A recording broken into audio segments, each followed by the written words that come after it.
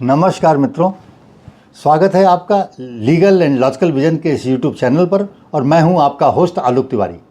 मित्रों, जब उत्तर प्रदेश सरकार ने सरकारी शिक्षकों के लिए डिजिटल अटेंडेंस अनिवार्य कर दिया था, तब शिक्षकों ने इसका बहुत कड़ा विरोध किया था। उनका कहना था कि यह शिक्षकों पर अनावश्यक अनुशासन का एक बोझ है। एक शिक्षिका ने तो इसे अव्यावहारिक बताते हुए हाईकोर्ट में चुनौती भी दे दी थी और याचिका दायर कर दी थी। लेकिन इलाहाबाद हाईकोर्ट ने अपने 30 अक्टूबर 2025 के आदेश में शिक्षकों को किसी भी तरीके की राहत देने से साफ साफ इनकार कर दिया है।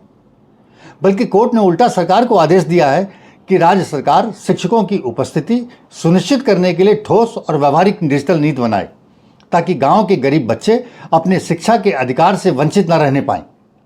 जस्टिस प्रवीण कुमार गिरी ने टिप्पणी की कि आज़ादी के बाद भी शिक्षण विभाग में शिक्षकों की उपस्थिति समय से सुनिश्चित करने का कोई ठोस तंत्र बनाया ही नहीं गया, और अगर यदि ये बनाया गया होता तो यह विवाद अदालत तक पहुंचता ही नहीं।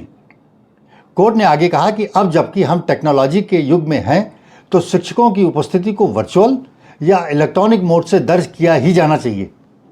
कोर्ट ने साफ साफ कहा कि बिना शिक्षक के शिक्षा संभव नहीं है, और जब शिक्षक अनुपस्थिति रहते हैं तो गांव के बच्चों का संविधान के अनुच्छेद 21, 21A और 14 में निहित मौलिक अधिकार ही छिन जाता है।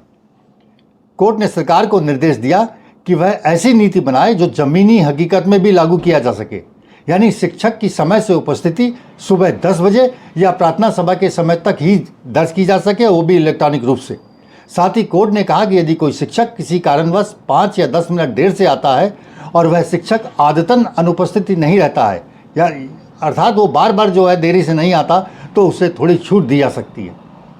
मित्रों, यह केवल उत्तर प्रदेश का ही मामला नहीं है। उड़ीसा में भी ऐसा ही एक विवाद आया था। यहाँ सरकार ने कर्मचारियों के लिए डिजिटल अटेंडेंस सिस्टम लागू किया था। सरकारी कर्मचारियों ने हाईकोर्ट में याचिका दायर की थी और कहा कि डिजिटल उपस्थिति लागू करने से पहले कर्मचारियों से कोई परामर्श नहीं किया गया, और हाईकोर्ट ने उनकी बात मान भी ली थी और इसे भर्ती के प्रशासनिक नियमों के विरुद्ध मानते हुए सरकार के इस आदेश को निरस्त भी कर दिया था। लेकिन सुप्रीम कोर्ट के जस्टिस पंकज मित्तल और जस्टिस प्रसन्न वी वार्ले की पीठ ने यह दलील खारिज करते हुए कहा कि कर्मचारियों की उपस्थिति सुनिश्चित करने के लिए सरकार को उनसे परामर्श की कोई आवश्यकता नहीं है। यह प्रशासनिक नीति का एक हिस्सा है और अनुशासन के लिए बहुत आवश्यक कदम। मित्रों, इन निर्णयों के बारे में आपकी क्या राय है? क्या वास्तव में शिक्षक की समय पर उपस्थिति बच्चों के शिक्षा के मौलिक अधिकार से जुड़ी हुई है, तथा शिक्षकों के समय पर स्कूल आने से क्या शिक्षा व्यवस्था में सुधार आएगा?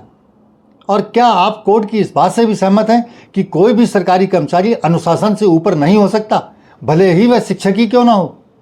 कमेंट बॉक्स में अपनी राय अवश्य दीजिएगा, और अगर जानकारी अच्छी लगी हो तो वीडियो को लाइक करें।